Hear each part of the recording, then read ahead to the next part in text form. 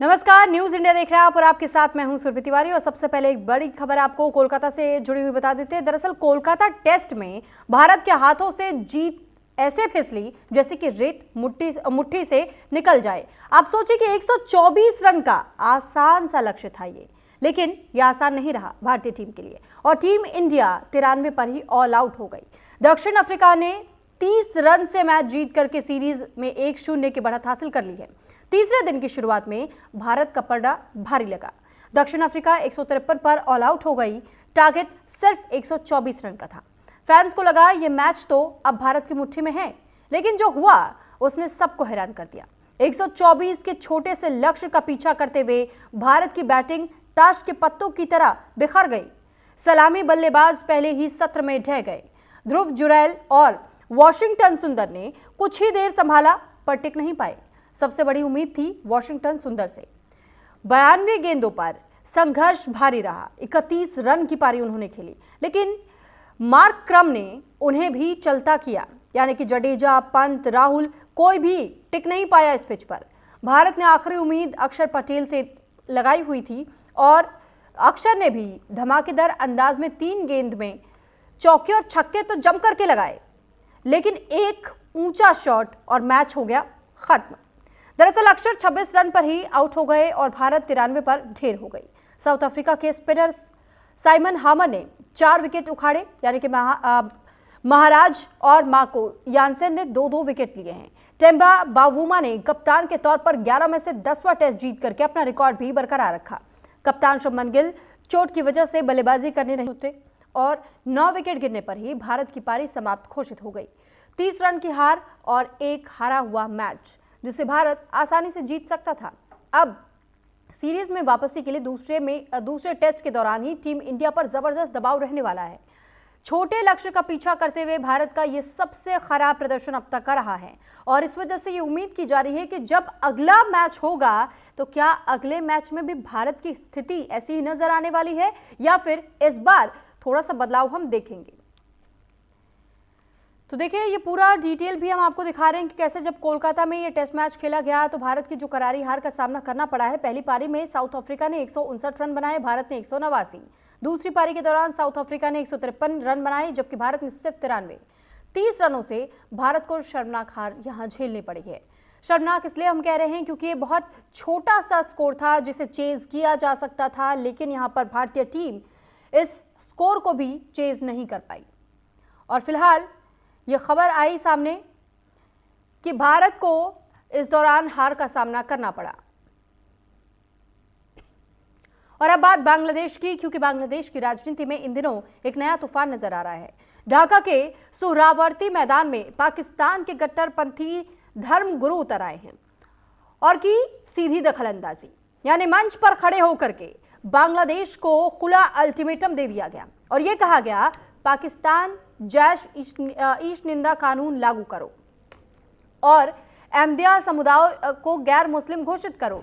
यानी आप सोचिए कि अहमदिया मुसलमान पहले से ही बांग्लादेश में भी घिरे हुए नजर आते हैं, लेकिन अब पाकिस्तान के जो धर्मगुरु है वो यहां पहुंच करके और इस तरीके की बातें कह रहे हैं।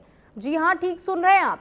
पाकिस्तान के कट्टरपंथी पार्टी JUIF के चीफ मौलाना फजलुर रहमान और अहले सुन्नत वल जमात के नेता मौलाना औरंगजेब फारूकी ढाका की विशाल धार्मिक सभा में पहुंचे। 35 पाकिस्तानी धर्मगुरुओं का बड़ा डेलीगेशन और 19 मौलवियों के भाषण, सबका एक ही संदेश, काबुल से बांग्लादेश तक एक कलमा, हम जीतेंगे। रिपोर्ट कहती है इन मौलवियों ने बांग्लादेश की यूनुस सरकार पर दबाव की बारिश कर दी है।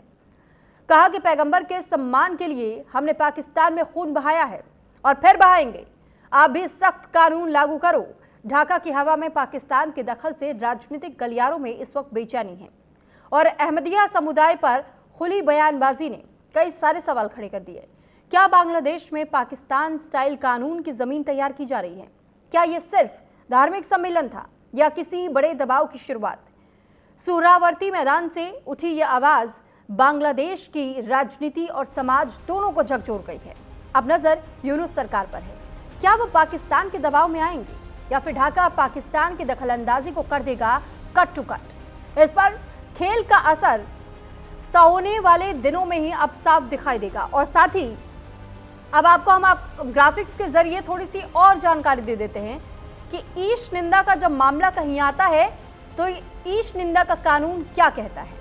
क्या है ईश निंदा कानून, आप ग्राफिक्स के जरिए देख और समझ सकते हैं। ईश निंदा मतलब सजाए मौत। ईश निंदा मतलब जब किसी भी धर्म में आप विश्वास रखते हैं, किसी को आप अपना ईश्वर, पैगंबर या फिर आप भगवान मानते हैं और आप उनकी अगर निंदा करते हैं तो फिर ब्लास्फेमी का एक्ट यानी कि ईश निंदा का कानून आता है।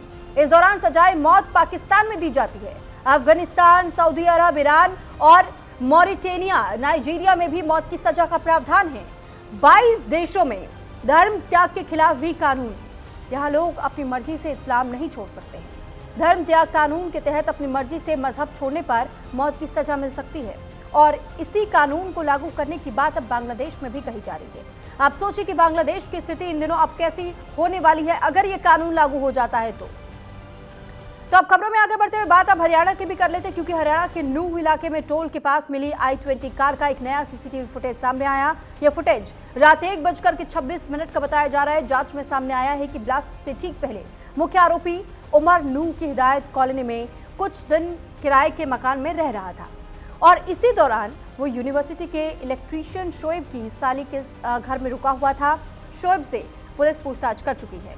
सीसीटीवी में दिखता है कि उमर की i20 कार एक एटीएम के पास रुकती है। कार से एक शख्स उतर करके कहीं दूर चला जाता है और जबकि उमर कार को आगे बढ़ाता हुआ टोल की तरफ लेकर के निकल जाता है। अब जांच का सबसे अहम सवाल यही है, कार से उतरने वाला शख्स शोएब था या फिर कोई और।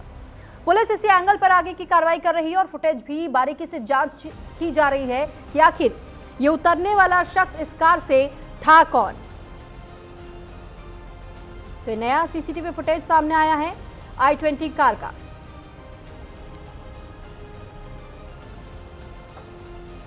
वहीं उत्तर प्रदेश के हापुड़ के पिलखुआ में NH9 पर यानी नेशनल हाईवे 9 पर एक चौंकाने वाली घटना कैमरे में कैद हो गई। सड़क पर बिना सवारी के करीब 100 मीटर तक दौड़ती एक बाइक का सीसीटीवी फुटेज सामने आ चुका है और हाईवे से उतर करके ये तेज रफ्तार बाइक सीधे एक ढाबे में जा घुसती है। इसे देखकर राहगीर भी हैरान रह गए। घटना तब हुई जब बाप और बेटे तेज रफ्तार में बाइक से हाईवे पर जा रहे थे। अचानक उनकी बाइक सड़क किनारे बनी रेलिंग से टकरा गई। टक्कर के बाद दोनों सड़क पर गिर पड़े, लेकिन हैरानी की बात तो ये रही कि बाइक गिरी नहीं बल्कि बिना किसी सवारी के खुद ही सड़क पर दौड़ती नजर आई। करीब 100 मीटर तक रफ्तार पकड़ करके दौड़ने के बाद बाइक हाईवे से उतर करके ढाबे में जा घुसी। हादसे में बाप बेटे दोनों गंभीर रूप से घायल हुए हैं और उन्हें इलाज के लिए अस्पताल में भर्ती कराया गया है। ये वीडियो एक बार फिर से चेतावनी देता है कि सड़क पर जरा सी लापरवाही एक बड़े हादसे को निमंत्रण दे सकती है।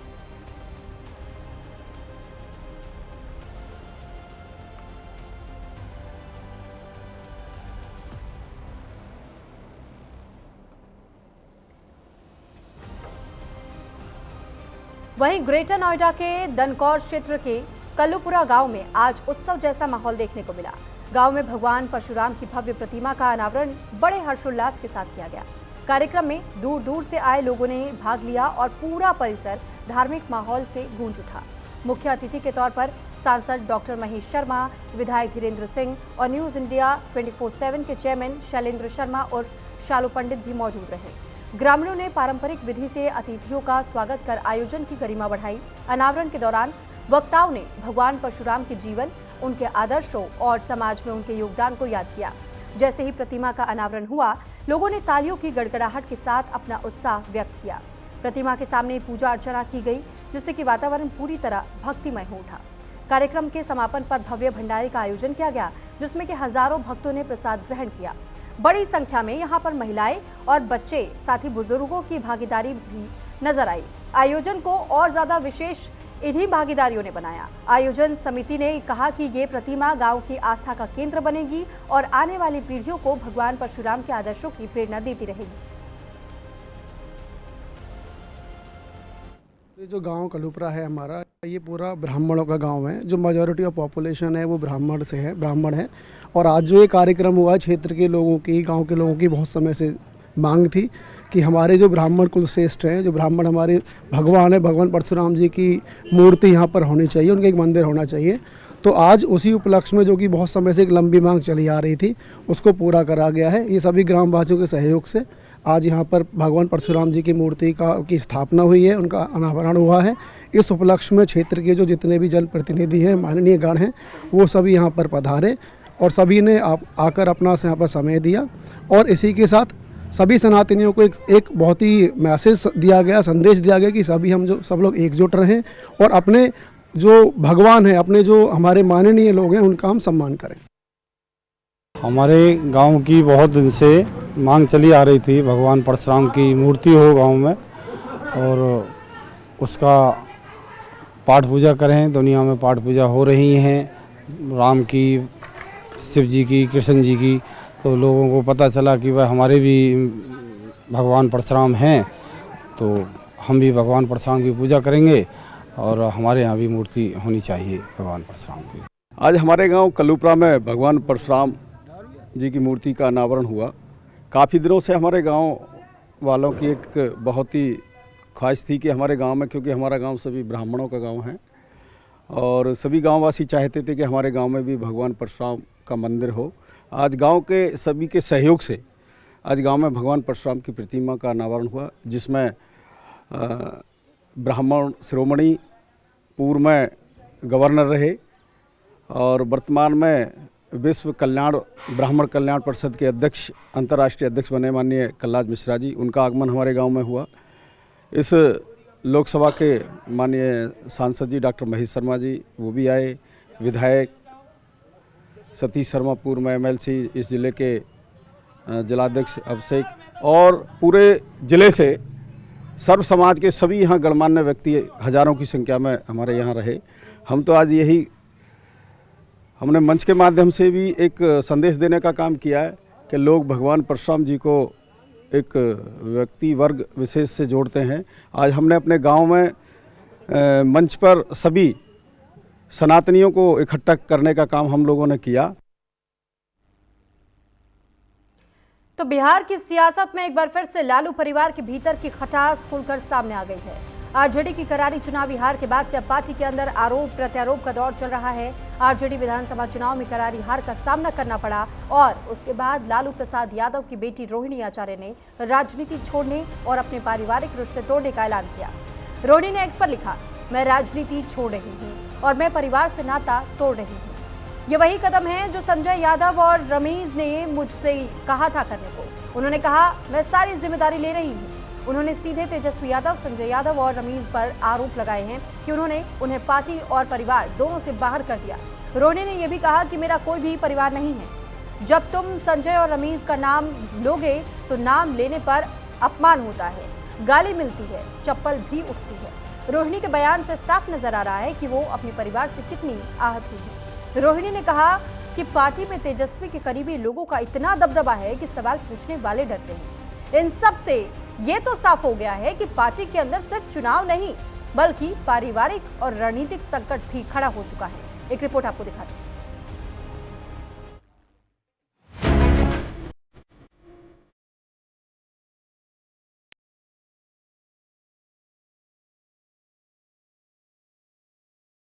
बिहार विधानसभा चुनाव में आरजेडी की करारी हार के बाद पार्टी के भीतर बड़ा राजनीतिक भूचाल आ गया है। आरजेडी प्रमुख लालू प्रसाद यादव की बेटी और पूर्व लोकसभा प्रत्याशी रोहिणी आचार्य ने शनिवार को राजनीति छोड़ने और परिवार से नाता तोड़ने का ऐलान कर दिया। वह राबड़ी देवी के आवास से बाहर निकली और मीडिया से कहा, मेरा कोई परिवार नहीं, जिम्मेदारी नहीं लेनी है, चाणक्य से पूछिए, जाकर संजय यादव तेजस्वी से पूछिए, सवाल पूछने पर गाली दिया जाएगा, चप्पल से पिटवाया जाएगा। उन्होंने तेजस्वी यादव पर परिवार से निकाले जाने का आरोप लगाया। रोहिणी आचार्य ने सीधे सीधे पार्टी की आंतरिक राजनीति पर उंगली उठाई है। रोहिणी का दावा है कि आरजेडी में तेजस्वी यादव और उनके करीबी संजय यादव और रमीज खान का इतना दबदबा है कि उनका नाम लेते ही पार्टी नेता डर जाते हैं और उनका कहना है कि नाम लो और चप्पल खाओ जैसी स्थिति बन गई है। मेरा कोई परिवार नहीं है, इन लोगों को कोई जिम्मेदारी नहीं लेनी। चाणक्य से पूछिए, संजय यादव, तेजस्वी से पूछिए, वो ही लोग मुझे परिवार से निकाले। दुनिया पूछ रही है पार्टी की ऐसी हालत क्यों है, लेकिन सवाल पूछने पर गाली दिया जाएगा। कुछ कहो तो चप्पल से पिटवाया जाएगा। नहीं, मेरा कोई परिवार नहीं है। अब ये जा करके आप संजय, रमेश, तेजस्वी यादव से पूछिए। मेरा कोई परिवार नहीं है। वही लोग निकाला है हमको परिवार से, क्योंकि रिस्पॉन्सिबिलिटी लेना नहीं है उनको। पूरा दुनिया बोल रहा है जो चाणक्य बनेगा, तो चाणक्य से आप सवाल पूछिएगा। जब कार्यकर्ता चाणक्य से सवाल कर रहा है, पूरा देश दुनिया सवाल कर रहा है कि पार्टी का ये ऐसा हाल क्यों हुआ। अब जब संजय और रमेश इन लोग का नाम लीजिए तो आपको घर से निकाल दिया जाएगा, आपको बदनाम किया जाएगा, आपको गाली दिलवाया जाएगा, आपके ऊपर चप्पल उठा करके मारा जाएगा। बिहार के चुनावी नतीजों के बाद राष्ट्रीय जनता दल में उथल पुथल मच गई है। आरजेडी की करारी हार के ठीक 24 घंटे बाद लालू यादव की बेटी रोहिणी आचार्य ने राजनीति छोड़ने और परिवार से संबंध विच्छेद करने का ऐलान किया है। रोहिणी आचार्य ने सोशल मीडिया पोस्ट के माध्यम से ये जानकारी दी और इस फैसले के लिए तेजस्वी यादव के करीबी संजय यादव और रमीज खान को जिम्मेदार ठहराया। उन्होंने यह भी कहा कि मैं राजनीति छोड़ रही, मैं परिवार से नाता तोड़ रही। संजय यादव, रमीज ने मुझे यही करने को कहा था। ये कदम संजय यादव, रमीज के दबाव में उठाया। मैं सारा दोष अपने ऊपर लिया। रोहिणी आचार्य ने तेजस्वी यादव के राजनीतिक सलाहकार संजय यादव पर सीधा हमला बोला। इससे पहले भी लालू परिवार के कई सदस्य संजय पर पार्टी के टिकट बंटवारे, आंतरिक फैसलों में जरूरत से ज्यादा दखल देने का आरोप लगा चुके हैं। तेज प्रताप को संजय को जयचंद तक कह चुके हैं और दावा करते हैं कि परिवार से उनकी दूरी की वजह वही है।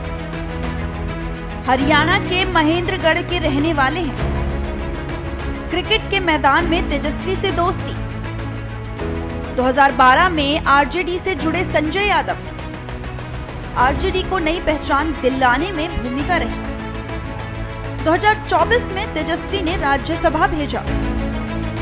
आरजेडी के सबसे बड़े राजनीतिक कार हैं संजय यादव। अब आपको बताते हैं कि रमीज कौन है, जिन पर रोहिणी आचार्य ने आरोप लगाए हैं। यूपी के बलरामपुर में रहने वाले हैं। क्रिकेट के दिनों से तेजस्वी के दोस्त हैं। 2016 में आरजेडी से जुड़े रमीज फिलहाल तेजस्वी के दफ्तर से जुड़े हुए हैं। पूर्व सांसद रिजवान जहीर के दामाद भी हैं। डॉक्टर से नेता बनी रोहिणी ने 2024 लोकसभा चुनाव में सारण सीट से आरजेडी के टिकट पर चुनाव लड़ा था, लेकिन वे बीजेपी के राजीव प्रताप रूढ़ी से हार गए। इसके बाद ही उनका परिवार और पार्टी से दूरी बढ़ता दिख रहा था। चुनाव से कई महीने पहले ही उन्होंने आरजेडी, लालू यादव और भाई तेजस्वी यादव को एक्स पर अनफॉलो कर दिया था। उनके लगातार भावुक और संकेत भरे पोस्ट से साफ था कि परिवार के भीतर खींचतान बढ़ चुकी है। 1 जून 1979 पटना में जन्म हुआ रोहिणी का। लालू राबड़ी की दूसरी सबसे बड़ी बेटी है। पेशे से डॉक्टर, राजनीति में सक्रिय रही है। दिसंबर 2022 में पिता लालू को किडनी दी थी। अप्रैल 2024 में आरजेडी में शामिल हुई। सारण से 2024 लोकसभा चुनाव लड़ा था। पिता लालू के दोस्त के बेटे से शादी हुई। कुछ दिन पहले पिता भाई पार्टी को सोशल मीडिया से अनफॉलो किया। अब पार्टी और परिवार से नाता तोड़ा। वहीं इस मामले पर भाई तेज प्रताप अपनी बहन के समर्थन में खुलकर सामने आए। उन्होंने कहा, हमारी बहन का जो अपमान करेगा, कृष्ण का सुदर्शन चक्र चलेगा। का नाम रहेगा सुनहरा अक्षर से हमारी बहन का जो अपमान करेगा, कृष्ण का सुदर्शन चक्र चलेगा। बीजेपी ने भी इस विवाद का फायदा उठाते हुए आरजेडी और तेजस्वी यादव पर हमला बोला है। बीजेपी प्रवक्ता नीरज कुमार ने कहा, लालू यादव की वही बेटी जिसने उन्हें किडनी देकर जीवन दान दिया, आज वही परिवार और पार्टी से दूर हो रही है।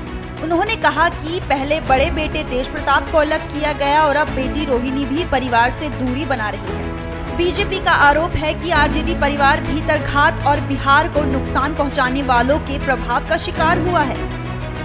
पारिवारिक पार्टी और परिवार का अंदरूनी कलह उभर कर आया, लेकिन महत्वपूर्ण विषय यह है कि जिस बेटी रोहिणी ने अपने पिता की प्राण रक्षा की हो और उस बेटी के मुंह से कराह निकल रहा हो, जिस भाई के कलाई में राखी बांधी आज उस परिवार को भी अलविदा कह रही है, पार्टी को भी अलविदा कह रही है। रोहिणी आचार्य, सवाल के घेरे में लालू जी आप हैं, राबड़ी देवी जी आप हैं, लालू जी राजनीति के धृतराष्ट्र हो गए। इसके साथ ही बीजेपी नेता राजीव प्रताप रूडी ने कहा कि आरजेडी बिखरता जा रहा है और संकेत अच्छे नहीं हैं। के परिवार का मामला है, छोटी है, मेरे चुनाव में बहुत परिश्रम किया था, हो सकता है किसी प्रकार का निराशा हो, लेकिन मुझे लगता है कि राष्ट्रीय जनता दल और परिवार बिखरता जा रहा है और संकेत अच्छे नहीं। उन्होंने संजय यादव पे आरोप लगाया है। मुझे उनके पार्टी और उनके परिवार के बारे में कोई ऐसी टिप्पणी नहीं करनी है, लेकिन संकट राष्ट्रीय जनता दल पर बड़ा मंडरा रहा है और ये पार्टी पूरी तौर से अब बिखर चुकी है। वहीं बिहार बीजेपी अध्यक्ष दिलीप जायसवाल ने अनुरोध किया और कहा परिवार को बिखरना नहीं चाहिए। ये पूरा लालू यादव जी के परिवार का आपसी मामला है, लेकिन मैं इतना जरूर अनुरोध करूंगा कि परिवार बिखरना नहीं चाहिए। किसी व्यक्ति के कारण अगर पूरा परिवार बिखर रहा है तो ये उचित नहीं है और इसको आदरणीय लालू प्रसाद जी को और आदरणीय राबड़ी जी को इस परिवार को बचाने की आवश्यकता है। आरजेडी हमेशा से यादव परिवार की एकता और नेतृत्व पर टिकी रही है, लेकिन अब परिवार का ही एक अहम सदस्य खुलकर कह रहा है कि वह पार्टी के भीतर की राजनीति से आहत है और इतना आहत है कि परिवार तक से दूरी बनाने पर मजबूर हो गए। लालू यादव ने कुछ महीनों पहले तेज प्रताप को पार्टी से निकाल दिया जब उन्होंने अनुष्का यादव के साथ अपने रिश्ते की बात सार्वजनिक की। अब रोहिणी आचार्य के उनके परिवार से दूरी की घोषणा के बाद ये विवाद और गहरा हो गया है। लालू परिवार में फूट पड़ती जा रही है और लोग इसे परिवार युद्ध कहने लगे हैं। आरजेडी की अंदरूनी राजनीति को पूरी तरह हिला दिया है। Bureau report, news India.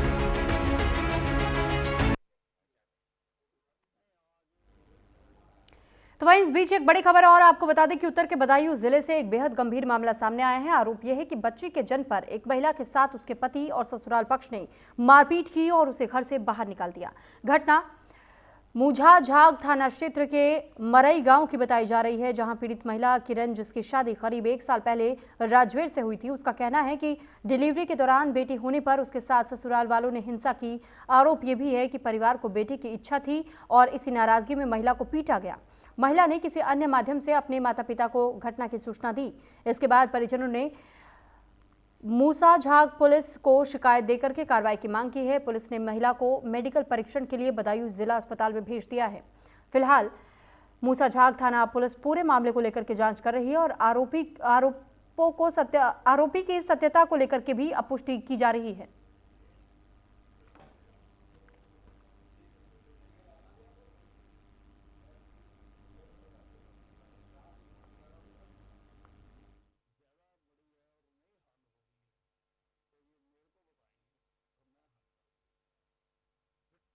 हमें को मारा तो रहा लड़की भाई आकाम के ऊपर मारते हैं, तोड़ते हैं, घर से निकालते हैं। सास भी और गाँव वाले पे पिटवाया जाके हम नहीं मारेंगे, गाँव वाले मारेंगे, हमारी जेल हो जाएगी। तासे गाँव वाले पे पिटवाते हैं हमको। आज क्यों मारा? अभी रवि है घर में हमको कहते चैन नहीं लेने देते हैं, घर में कहते घर वाले ने दान दहेजा नहीं दिया है तुझको मारेंगे। और इसी के साथ फिलहाल इस बुलेटिन में इतना ही। नमस्कार।